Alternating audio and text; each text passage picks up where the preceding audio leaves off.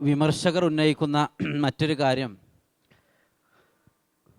ഖുർആനിനാണല്ലോ ആധികാരികതയുള്ളത്. പ്രമാണം എന്നുള്ള നിലക്ക് ഖുർആനല്ലേ ഒന്നാമതായി സ്വീകരിക്കേണ്ടത്, രണ്ടാം സ്ഥാനമല്ലേ ഈ ഹദീസുകൾക്കുള്ളൂ എന്നത് ഈ നേരത്തെ ചോദിച്ച ചോദ്യവുമായി ബന്ധപ്പെട്ടുകൊണ്ട് തന്നെയാണ്. അതേപോലെ തന്നെ ഹദീസുകളെ സംബന്ധിച്ച് ലാ തക്തുബു അന്യ ഗൈറുൽ ഖുർആൻ എന്നൊക്കെ വന്നിട്ടുണ്ടല്ലോ. നിങ്ങൾ ഖുർആനല്ലാതെ എഴുതി വെക്കരുത്. അതുകൊണ്ട് തന്നെ പ്രമാണം എന്നുള്ള നിലക്ക് പിന്നെ ഖുർആനിനൊപ്പം അത് സ്വീകരിക്കേണ്ടതുണ്ടോ എന്നുള്ള ആ ഒരു സംശയം നിലനിൽക്കുന്നുണ്ട്. കാരണം ഖുർആൻ വഹയ്യാണ്, ആ നിലക്ക് തന്നെ ഹദീസുകൾ സ്വീകരിക്കേണ്ട, കാരണം അതിൽ ദുർബലതകളുണ്ട്.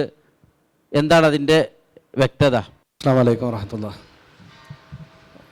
ഈ ചോദ്യം ചോദിക്കുന്നത് വലിയൊരു ബുദ്ധിയായിക്കൊണ്ടാണ് പലപ്പോഴും ഇങ്ങനത്തെ ചോദ്യം ചോദിക്കാറുള്ളത്. അവിടെ നമ്മൾ അടിസ്ഥാനപരമായി മനസ്സിലാക്കേണ്ടത്, ഇന്ന് നമ്മുടെ കയ്യിലുള്ള ഖുർആനാണെന്ന് സ്ഥാപിക്കാൻ തന്നെ ഹദീസ് വേണ്ടി വരും.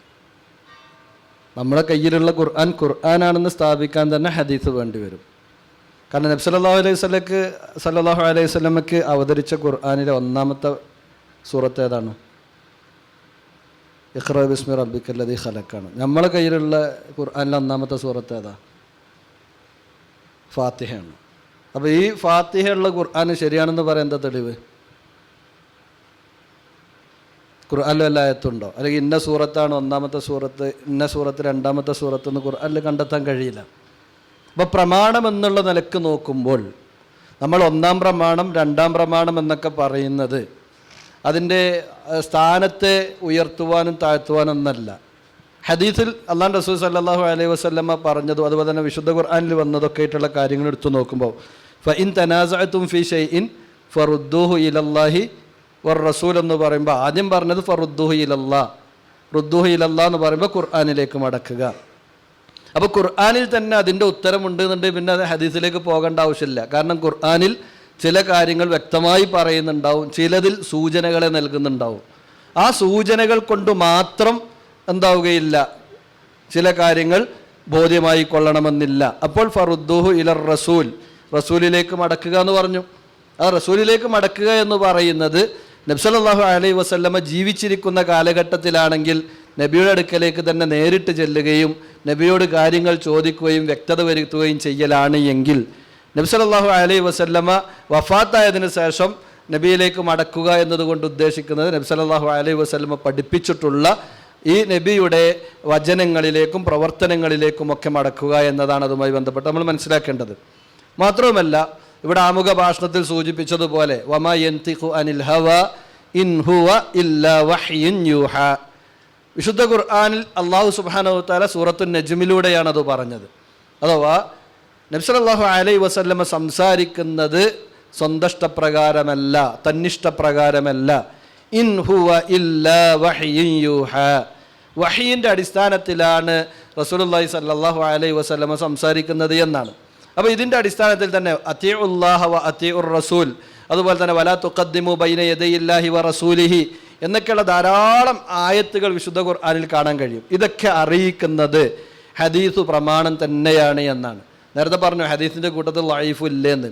ആ ലഈഫ് ഉണ്ട് എന്ന് തന്നെയാണ് ഇത് പ്രമാണം എന്നുള്ളതിന് തെളിവ്. എന്തേ കാരണം? ഹദീസിൻ്റെ കൂട്ടത്തിൽ ഹദീസായി ചേർക്കാൻ പറ്റാത്തത് വല്ലതും കയറി വന്നാൽ അതും പിടിച്ചിട്ട് എന്താക്കും? ഇത് ഹദീസല്ല എന്ന് പറഞ്ഞ് മാറ്റി നിർത്തും, ഇത് പ്രമാണയോഗ്യമല്ല എന്ന് പറഞ്ഞ് മാറ്റി നിർത്താനുള്ള സംവിധാനങ്ങൾ വരെ ആ രംഗത്ത് ഉണ്ട് എന്നതാണ്. ആ സംവിധാനങ്ങളും ഈ ഫിത്നയുടെ കാലഘട്ടം വന്നയുടനെ തന്നെ പണ്ഡിതന്മാരെല്ലാവരും അതെന്താക്കിയിട്ടുണ്ട്, കൃത്യമായി രേഖപ്പെടുത്തി വെച്ചു. ലോകത്ത് മുഹമ്മദ് മുസ്തഫ സല്ലല്ലാഹു അലൈഹി വസല്ലമയുടെ ഹദീസുകൾ ഉദ്ധരിച്ച ആളുകളെക്കുറിച്ച് കാര്യങ്ങൾ രേഖപ്പെടുത്തപ്പെട്ടതുപോലെ ഒരാളെക്കുറിച്ചും രേഖപ്പെടുത്തിയിട്ടില്ല. നമ്മൾ ആലോചിച്ച് നോക്കേണ്ടതാണ്. ഇന്ന് ലോകത്ത് എത്ര ഹദീസുകൾ സഹീഹായിട്ടുണ്ടോ ലഈഫായിട്ടുണ്ടോ അത് ആരൊക്കെയാണ് ഉദ്ധരിച്ചത്, ആ ഉദ്ധരിച്ച് ആരിൽ നിന്ന് ആര് പറഞ്ഞതാണ്, ആരിൽ നിന്നും ഉദ്ധരിച്ചതാണ്, ഇതൊക്കെ കൃത്യമായി രേഖപ്പെടുത്തിയിട്ടുണ്ട്. അവർ പഠിച്ചത് എവിടെ, ജനിച്ചത് എവിടെ, അതുപോലെ തന്നെ ആരുടെ എല്ലാം കൂടെ സഞ്ചരിച്ചിട്ടുണ്ട്, എവിടൊക്കെ യാത്ര ചെയ്തിട്ടുണ്ട്, ആരൊക്കെയാണ് അവരുടെ ഉസ്താദന്മാർ, ആരൊക്കെയാണ് അവരുടെ ശിഷ്യന്മാർ. ഇനി ഇതൊന്നും അറിയാത്ത ഒരാൾ ഇതിൻ്റെ സനദിൽ വന്നാലോ ആ ഹദീസ് എടുക്കന്നല്ല. അതാണ് ഇബ്നു സിരീൻ്റെ ഖൗല് ഞാൻ ആദ്യം തന്നെ പറഞ്ഞത്. മതം എന്നുള്ള നിലക്ക് ആരെങ്കിലും എന്തെങ്കിലും പറയുകയാണെങ്കിൽ ആര് നിങ്ങളോട് പറഞ്ഞു എന്നത് ആ പറയുന്ന കാര്യം എടുക്കുന്നതിന് ഏറ്റവും അനിവാര്യമായ കാര്യമാണ്. അപ്പോൾ ആ പറയുന്നയാളെക്കുറിച്ച് കൃത്യമായി അഡ്രസ്സ് ഇല്ലാത്തയാളാണ് എങ്കിൽ അത് ഹദീസായി സ്വീകരിക്കുക തന്നെയില്ല.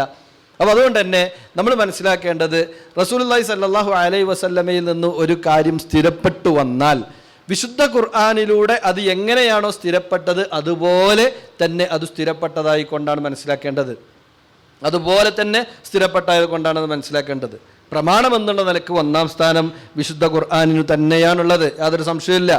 ആ പ്രമാണം എന്നുള്ള നിലക്ക് വിശുദ്ധ ഖുർആനിൻ്റെ വിശദീകരണമായി കൊണ്ട് ഹദീസ് വരുമ്പോൾ ആ ഹദീസും പ്രമാണമായി മാറും.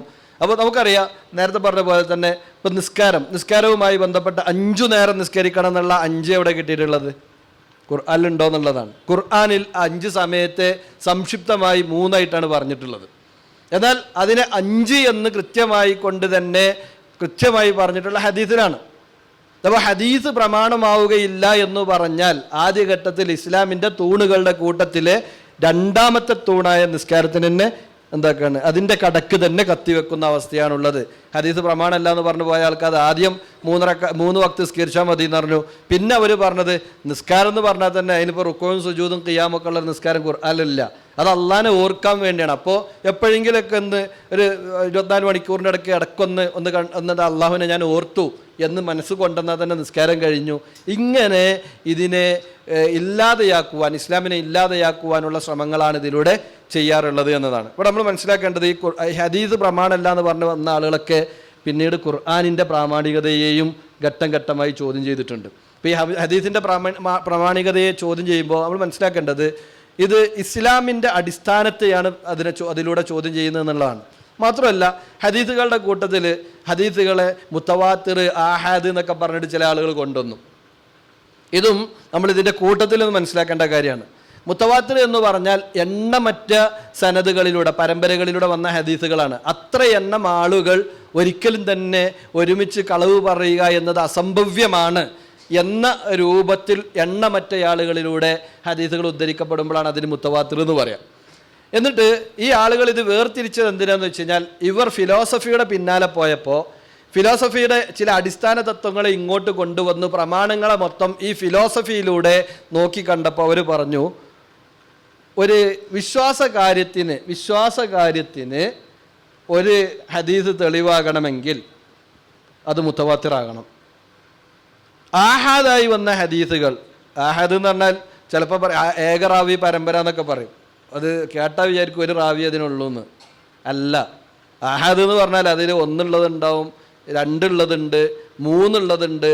ചില ആളുകൾ 90 സനദില്ലെങ്കിൽ അത് ആഹാദാണെന്ന് വരെ പറഞ്ഞ ആളുകളുണ്ട്. അങ്ങനെ വരെ എണ്ണം പറഞ്ഞ ആളുകളുണ്ട്. നമ്മൾ ആലോചിച്ച് നോക്കേണ്ടത്, അപ്പം ആഹാദുകളാണെങ്കിൽ, ഖബർ വാഹിദുകളാണെങ്കിൽ അതിനെ ഒരിക്കലും തന്നെ പ്രമാണമായി കാണാൻ പറ്റൂല വിശ്വാസകാര്യത്തിന് എന്ന് പറഞ്ഞ ആളുകളുണ്ട്. ഇവരും നേരത്തെ പറഞ്ഞ മരത്തെ ആളുകളെ കൂട്ടത്തിൽപ്പെട്ടവർ തന്നെയാണ്. അതിൽ കുറച്ച് കഴിഞ്ഞാൽ അതും പറ്റൂല എന്ന് പറയും. ഈ ഖബർ വാഹിദ് തെളിവല്ല എന്ന് പറഞ്ഞു കഴിഞ്ഞാൽ ഇസ്ലാമിലെ പല കാര്യങ്ങളും, അത് ഖബർ ശിക്ഷ അടക്കമുള്ള നമ്മുടെ വിശ്വാസ കാര്യങ്ങൾ, അതുമായി ബന്ധപ്പെട്ടുള്ള കാര്യങ്ങളൊക്കെ എന്താക്കേണ്ടി വരും, പലതും നിഷേധിക്കുന്ന അവസ്ഥയിലേക്ക് പോകും. അപ്പോൾ അതുകൊണ്ട് തന്നെ പ്രമാണം എന്നുള്ള നിലയ്ക്ക് ഹദീസ് അതിന് ഖബർ വാഹിദായി സ്ഥിരപ്പെട്ടാലും മുത്തവാത്തിറായി സ്ഥിരപ്പെട്ടാലും സ്ഥിരപ്പെട്ടതാണോ അത് പ്രമാണം തന്നെയാണ്.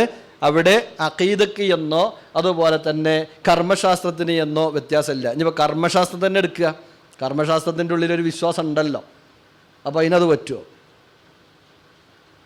അപ്പോൾ 5 നേരം നിസ്കരിക്കണം എന്ന് പറയുമ്പോൾ 5 നേരം നിസ്കരിക്കേണ്ട എന്തുകൊണ്ടാണ്? വിശ്വാസം ഉണ്ടായതുകൊണ്ടല്ലേ. ആ വിശ്വാസം അപ്പോൾ ഇതിലൂടെ സ്ഥിരപ്പെടും. അങ്ങനെയാണെങ്കിൽ അഥവാ ഇത് ഒരു തലയിൽ, ഇതിൻ്റെ ഒരു ഭാഗത്ത് കത്തി വെച്ച് കഴിഞ്ഞത് മൊത്തം ഇല്ലാതൊക്കെ ചെയ്യാം. അതുകൊണ്ട് നമ്മളെപ്പോഴും മനസ്സിലാക്കേണ്ടത്, നേരത്തെ പറഞ്ഞത് അത്തിഉല്ലാഹ വ അത്തിഉർ റസൂൽ വ ഉലിൽ അംരി മിൻകും എന്നൊക്കെ പറയുമ്പോൾ വിശുദ്ധ ഖുർആൻ തന്നെയാണ് പറഞ്ഞത് അള്ളാഹിനെ അനുസരിക്കണം, അള്ളാഹുവിൻ്റെ റസൂലിനെ അനുസരിക്കണം. അപ്പോൾ അള്ളാഹുവിൻ്റെ റസൂലിനെ അനുസരിക്കലാണ് ഈ ഹദീസിനെ നമ്മൾ പ്രമാണമായി കാണുന്നതിൻ്റെ ഏറ്റവും അടിസ്ഥാനം എന്നുള്ള കാര്യമാണ് ഈ വിഷയവുമായി ബന്ധപ്പെട്ട് സൂചിപ്പിക്കാനുള്ളത്. അല്ലാഹു അലം.